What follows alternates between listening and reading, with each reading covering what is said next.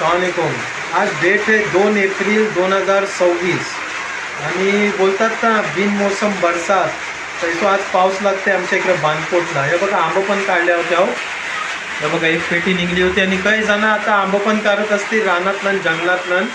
तर अल्लाह हिफाजत करे, दुआ करा सगळ्यांसाठी। बिनमोसम बरसात लागते। 2 एप्रिल डेट आहे, एप्रिललाही मला वाटते पहिल्यांदा आमच्या इकडे लागत असेल। तर मी पुढं दाखवता तुम्हाला किती पाऊस लागते बानकोटला। बाकी दुआ की दरख्वास्त।